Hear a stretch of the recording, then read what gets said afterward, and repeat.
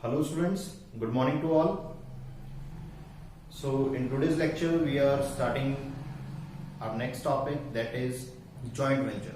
हम चैप्टर कर रहे थे public private and global enterprise. तो आज का जो हमारा टॉपिक है वो है जॉइंट वेंचर। इंपॉर्टेंट टॉपिक है। लास्ट ईयर 2 क्वेश्चन आए हुए हैं इस टॉपिक में से, एक टाइप्स के बारे में, एक बेनिफिट में से था। तो स्टूडेंट थोड़ा ध्यान से सुनेंगे इस लेक्चर को और हम मूव करते हैं आज के अपने लेक्चर की तरफ। तो जॉइंट वेंचर की बात करें उससे पहले मैं कुछ कॉमन डिस्कशन आपके साथ करूंगा। जैसे कि रिसेंट में आपने कुछ कंपनीज सुनी होंगी आपने अपने इर्द गिर्द। जैसे सबसे पहले बात करते हैं हम कंपनी की, मारुति सुजुकी। इसके बारे में आपने सुना होगा। एक कंपनी है जो आप कॉमन लाइफ में देखते हो, टीवी में ऐड देखते होगे, भारतीय एक्सा लाइफ इंश्योरेंस, ये इंश्योरेंस कंपनी है, ठीक है। एक कंपनी पहले देखते थे हम, महिंद्रा रेनो।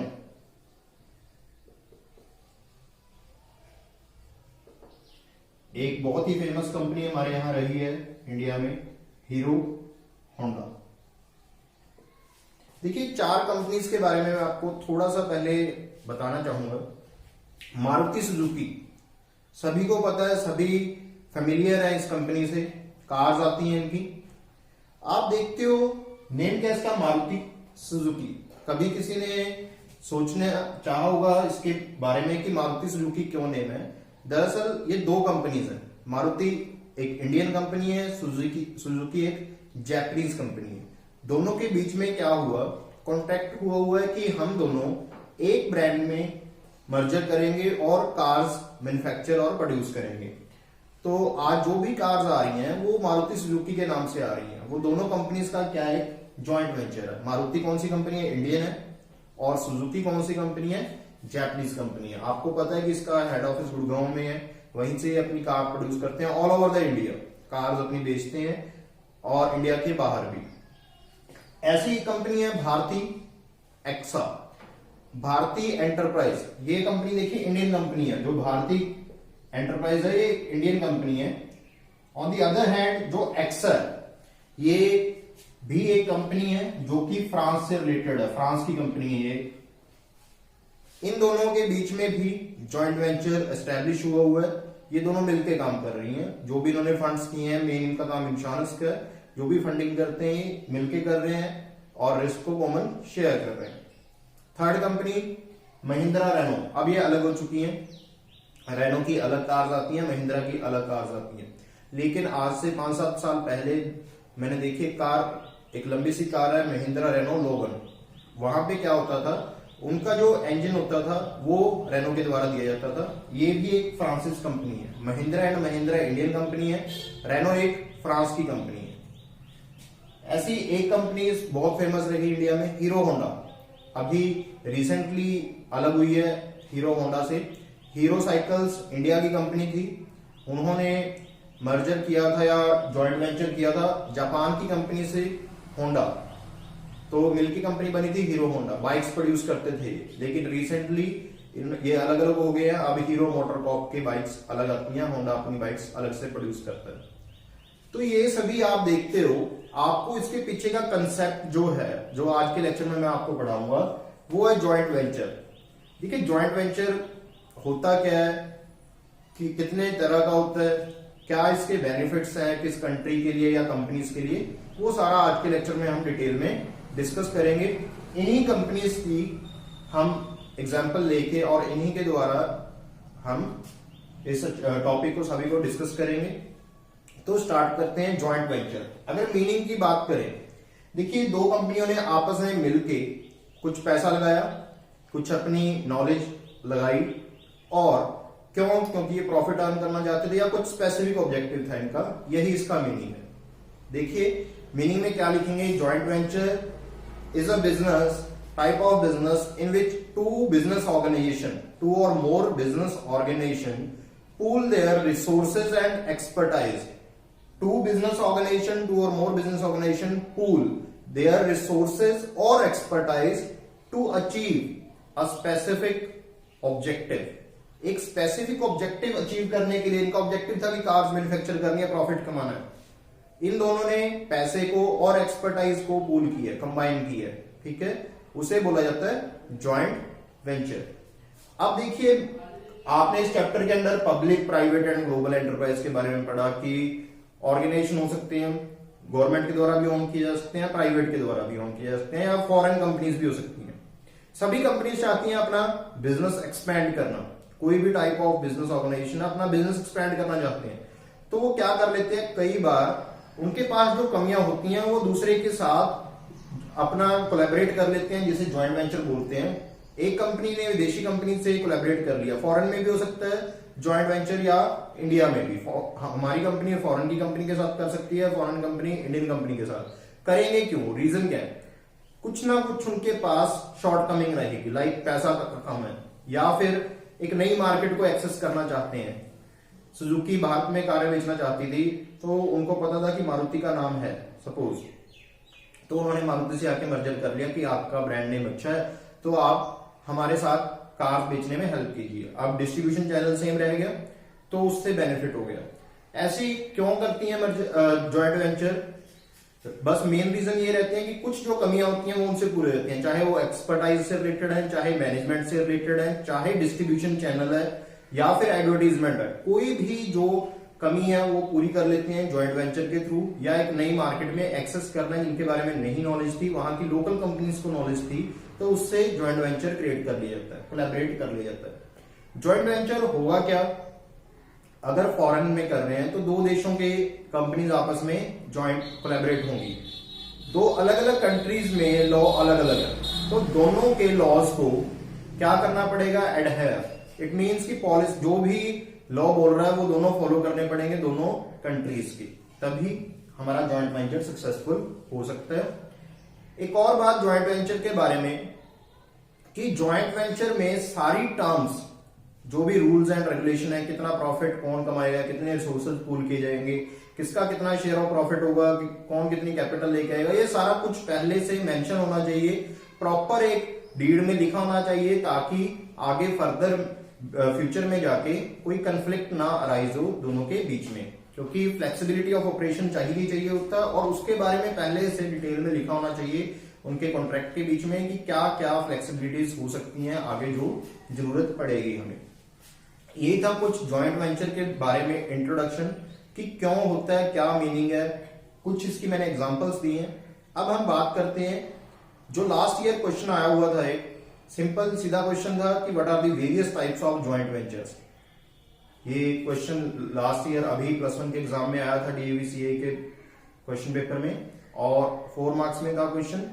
देखिए, जो जॉइंट वेंचर के टाइप्स की बात करें अगर, तो various types of joint venture होते हैं, लेकिन आपके सिलेबस के अकॉर्डिंग जो दिया गया है वो mainly 2 types of joint venture are given. Types की बात करें तो 2 तरह का जॉइंट वेंचर दिया गया है, एक है इक्विटी बेस्ड,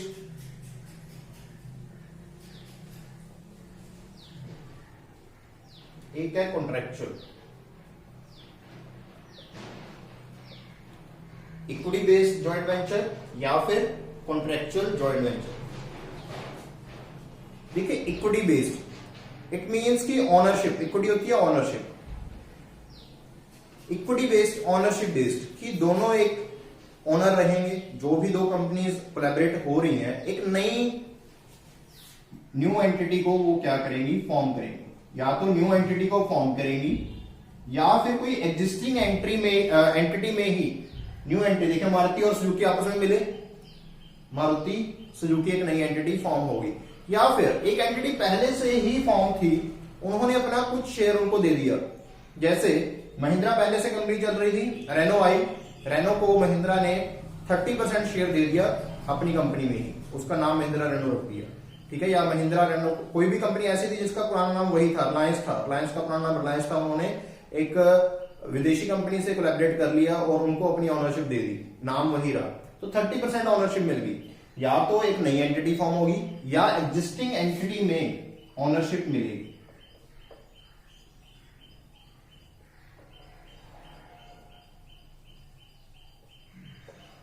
मैनेजमेंट मिलके करेंगे ये सभी, दोनों को मैनेजमेंट में पूरा हक रहेगा। प्रॉफिट एंड लॉसेस को शेयर किया जाएगा। डे टू डे मैनेजमेंट जो होता है ये दोनों करेंगे मिलके, उनमें इनका पूरा हक रहेगा। प्रॉफिट्स होंगे जो भी और लॉसेस होंगे उनको ये शेयर करने का हक रखते हैं। ये होती कौन सी है? Equity based. अगर दूसरी बात करें कॉन्ट्रेक्चुअल, ये लंबे समय के लिए चलती है। कॉन्ट्रेक्चुअल में देखिए इसके उलट चलेगा। पहला पॉइंट कि कोई नई एंटिटी नहीं फॉर्म होती, no new entity is form.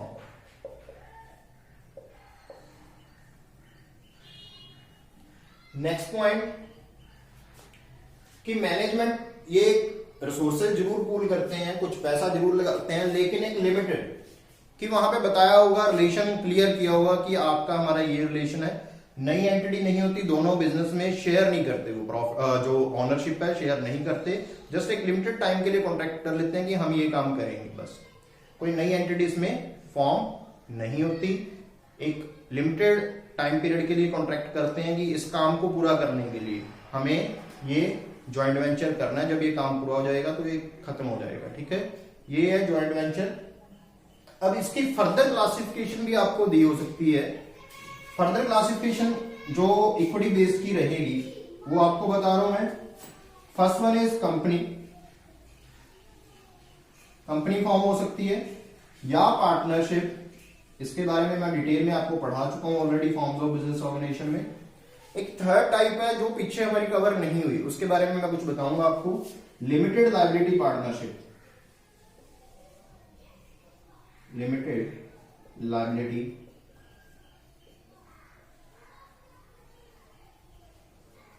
Partnership. देखिए ये company form of business organisation and partnership detail में हम पढ़ चुके हैं फॉर्म्स ऑफ बिजनेस ऑर्गेनाइजेशन के अंदर, लेकिन जो एलएलपी है लिमिटेड लायबिलिटी पार्टनरशिप ये कवर नहीं हुई है हमारी, हमने इसके बारे में डिस्कस नहीं किया था। बच्चों को बताया गया था पार्टनरशिप के अंदर, जब मैंने टाइप्स बताई थी लिमिटेड पार्टनरशिप, बच्चे कंफ्यूज हो जाते हैं कई बार दोनों के बीच में, वहां पे मैंने बताया था लिमिटेड पार्टनरशिप। लिमिटेड पार्टनरशिप क्या होती थी? जिसमें एटलीस्ट एक मेंबर की लायबिलिटी अनलिमिटेड रहती थी, बाकी सभी की लिमिटेड हो सकती थी, कम से कम एक मेंबर की अनलिमिटेड रहेगी। लेकिन लिमिटेड लायबिलिटी पार्टनरशिप में क्या फर्क है, कुछ डिफरेंस बता रहा हूं मैं, कि इसमें सभी की लायबिलिटी क्या रहेगी? लिमिटेड। जैसे कंपनी फॉर्म में होता है ना, सभी की लायबिलिटी लिमिटेड रहती है अप टू द एक्सटेंट कि कितना कंट्रीब्यूट किया उन्होंने कैपिटल में, उस तक लिमिटेड रहती है लायबिलिटी। और इंडिया में इसको जो गवर्न कर रहा है, एक सेपरेट एक्ट कर रहा है, एलएलपी एक्ट 2008। एलएलपी को जो गवर्न कर रहा है वो कौन सा एक्ट कर रहा है? LLP act 2008। और पार्टनरशिप को गवर्न कर रहा था 1932। पार्टनर और क्या फर्क है इसमें? काफी मेंबर्स की लिमिट्स होती थी, कम से कम मेंबर चाहिए या मैक्सिमम मेंबर्स जितने हो सकते हैं, मैंने 50 की लिमिट्स बताई थी आपको। लेकिन एलएलपी में ऐसी कोई लिमिट्स नहीं है कि एलएलपी में सिर्फ 2 मेंबर चाहिए कम से कम, मैक्सिमम जितने मर्जी हो सकते हैं। ठीक है, एक डिफरेंस क्या था, जैसे कंपनी में आप कई बच्चे कंफ्यूज होते हैं कंपनी में क्या फर्क है अगर इसमें भी लिमिटेड लायबिलिटी है।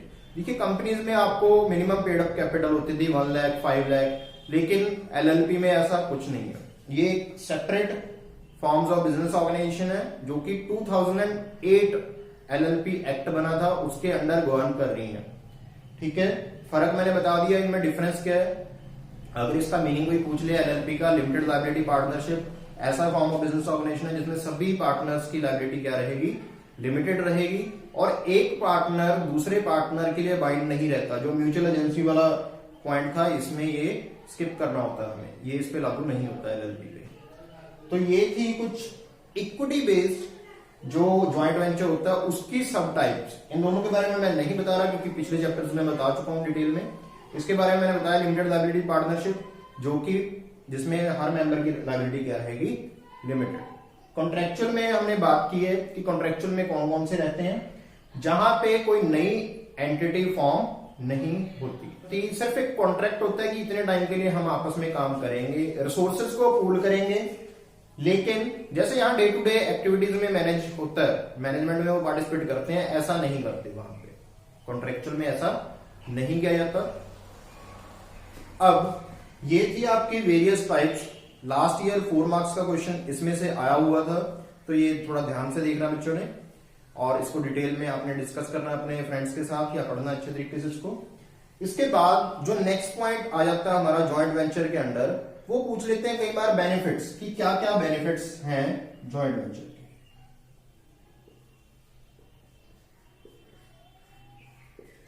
देखो बेनिफिट्स की बात करें, अगर इन्हीं एग्जांपल से मैं बेनिफिट की बात करूं, क्या क्या बेनिफिट्स होते हैं। मारुति सुजुकी, दो कंपनी आपस में मर्ज हुई, या हीरो होंडा हुई, महिंद्रा रेनो हुई, और भी बहुत सारी एग्जांपल है। ये एग्जांपल मैंने इसलिए लिखी है क्योंकि कॉमन है, सभी बच्चों को पता है कि ये कंपनीज एग्जिस्ट कर रही थी इंडिया में।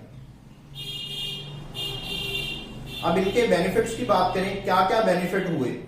सबसे बड़ा बेनिफिट देखो, दो कंपनीज है आपस में, दोनों के पास कुछ ना कुछ रिसोर्सेज है, ठीक है। जब वो पूल हो जाते हैं तो रिसोर्सेज इंक्रीज हो जाते हैं, इंक्रीज रिसोर्सेज। सबसे फर्स्ट पॉइंट है कि रिसोर्सेज जो होते हैं और एक्सपर्टाइज होती है, जो दो बंदों के पास, दो कंपनीज के पास अपना अपना मैनेजमेंट स्किल है, तो दो अगर मिलेंगे तो एक मैनेजमेंट स्किल भी बढ़ेगी, प्लस उनके जो रिसोर्सेज हैं वो पूल होने की वजह से बढ़ जाते हैं, और जो कि जॉइंट वेंचर को हेल्पफुल रहते हैं कि उनके पास रिसोर्सेज बढ़ गए। और क्या बेनिफिट रहता है देखो, पहले सपोज ये दोनों कंपनी अपने अपने, भारती और एक्सा इंडिया में डील कर रही थी, भारतीय एंटरप्राइज के नाम से, एक्सा फ्रांस में डील कर रही थी। अब भारती को फ्रांस में जाने की जरूरत थी, एक नई मार्केट में एक्सेस करना था, एक्सा को इंडियन मार्केट से एक्सेस करना था, दोनों ने जॉइंट वेंचर कर लिया, दोनों को एक नई मार्केट में एक्सेस करने का फायदा मिल गया। तो जॉइंट वेंचर का एक और बेनिफिट हो जाता है एक्सेस टू न्यू मार्केट्स। एक नई मार्केट में जाने का हमारे पास अपॉर्चुनिटी आ जाती है जॉइंट वेंचर से, क्योंकि नई मार्केट में होस्ट को ज्यादा पता होता है उनकी अपनी मार्केट के बारे में as compare to the home country, या किसी फॉरेन कंट्री को, फॉरेन कंपनी को इतना नहीं पता होता जितना कि होस्ट कंपनी को ज्यादा पता होता है। इसके बाद और क्या बेनिफिट हो सकते हैं, एक बेनिफिट ये भी है कि access to advance technology.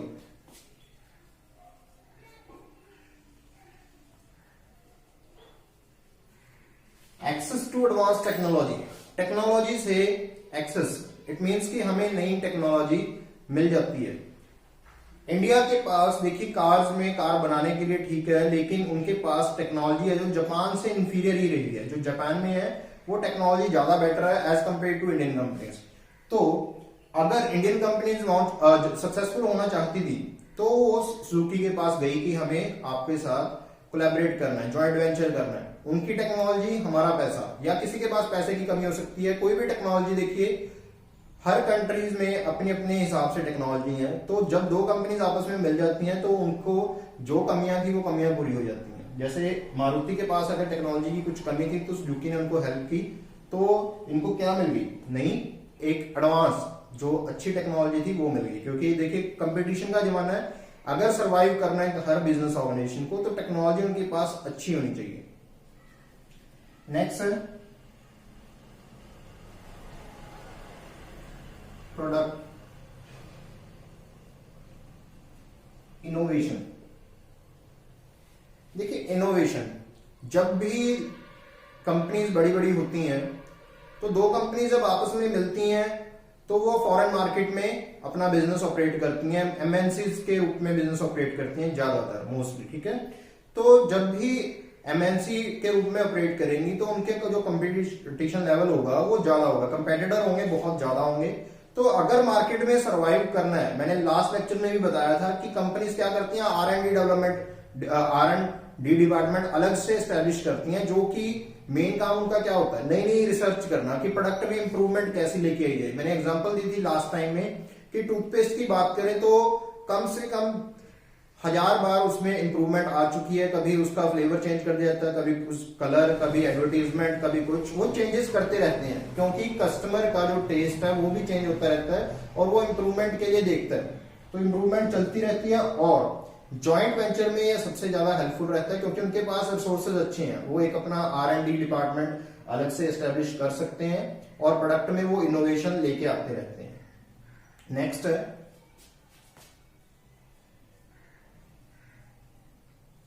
Low cost of production. देखिए ये पॉइंट है, इकोनॉमिक्स का पॉइंट है। जब भी कोई चीज हम लार्ज स्केल पे बनाएंगे तो उसकी जो इंडिविजुअल यूनिट कॉस्ट आएगी वो क्या आएगी, कम आएगी। आप अगर एक कॉमन एग्जांपल मैं लेता हूं, मैरिज में देखिए अगर खाना बनाना है तो अगर हम 20 पर्सन के लिए बना रहे हैं तो उस पर कॉस्ट आएगी। अगर उसी में हम थोड़ा और ऐड कर दें, 30 के लिए बना दें, तो भी कॉस्ट लगभग सिमिलर रहती है। रीजन क्या है, तो एवरेज यूनिट कॉस्ट क्या रहेगी, 30 में कम आ जाएगी, 20 में थोड़ी बढ़ेगी। तो जितना ज्यादा लार्ज स्केल पे प्रोडक्शन करेंगे देखो, उतना इनको बल्क में इनपुट्स खरीदने पड़ेंगे। जो बल्क में इनपुट्स खरीदेंगे वो इनको सस्ते मिलेंगे। जॉइंट वेंचर की बड़ी बड़ी कंपनी से सीधी डील होती है। आप लेस की बात कर लीजिए, जो वो चिप्स बनाते हैं उनके लिए जो भी पोटैटोज वगैरह परचेज किए जाते हैं वो लार्ज क्वांटिटीज में परचेज किए जाते हैं, तो उनको एक तो सस्ता मिल जाता है क्योंकि इकोनॉमीज ऑफ स्केल है, जो मिडल मैन के कमीशन है वो एलिमिनेट हो जाते हैं। प्लस उनके पास टेक्नोलॉजी अच्छी है, लेबर उनको सस्ती मिल जाती है क्योंकि लंबे समय के लिए, ठीक है, उनके पास लेबर रहेगी। तो सारे इनपुट्स जो भी होते हैं उनको सस्ते मिलते हैं। क्यों, रीजन बीइंग कि वो बल्क में सामान खरीदते हैं और बल्क में सामान बनाते हैं और बेचते हैं। तो इसकी वजह से जो per unit cost of production पड़ती है वो क्या पड़ती है, कम रहती है इनको। नेक्स्ट पॉइंट है, और क्या बेनिफिट होते हैं, एस्टैब्लिश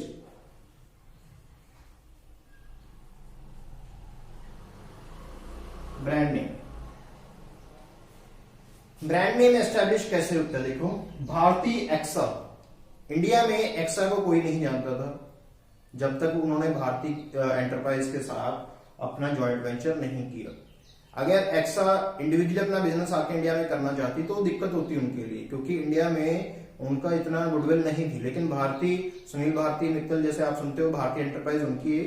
तो भारतीय एंटरप्राइज को इंडिया में एक अच्छी गुडविल मिली हुई है, अच्छा ब्रांड है, ये सभी जानते हैं, ब्रांड नेम इनका एस्टैब्लिश है। तो एक्सा को ये बेनिफिट हो गया इनके साथ जॉइंट वेंचर करने के लिए कि ऑलरेडी जो उनको ब्रांड नेम बनाना पड़ता वो बना बनाया मिल गया, और उसकी वजह से मार्केट में उसको जो टाइम अपना वेस्ट करना पड़ता है गुडविल क्रिएट करने के लिए, वो गुडविल क्रिएट ऑलरेडी मिल गई उसको। तो ब्रांड नेम क्या, एक अच्छा एस्टैब्लिश मिल गया।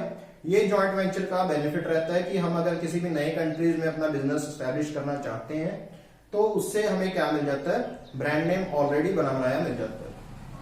तो ये हमने आज कुछ पढ़ा जॉइंट वेंचर के बारे में, जिसमें मैंने पढ़ाया गया आपको मीनिंग और उसकी वेरियस टाइप्स, कुछ एग्जांपल्स दिए हैं मैंने, आपकी बुक में कुछ अलग एग्जांपल है, ये मैंने इसलिए दिए हैं कि कॉमन है। और इसके बाद बेनिफिट्स क्या हैं जॉइंट वेंचर के। इस चैप्टर का एक लास्ट टॉपिक रह गया आपका पीपीपी मॉडल, जो कि कॉन्ट्रेक्चुअल जॉइंट वेंचर का ही एक तरीके का पार्ट है। वो मैं आपको इससे नेक्स्ट लेक्चर में करवाऊंगा डिटेल में। तो आज के लेक्चर में इतना ही। आई होप कि सभी ने ध्यान से सुना होगा और सभी को समझ में आ गया होगा। With this, thank you, signing off.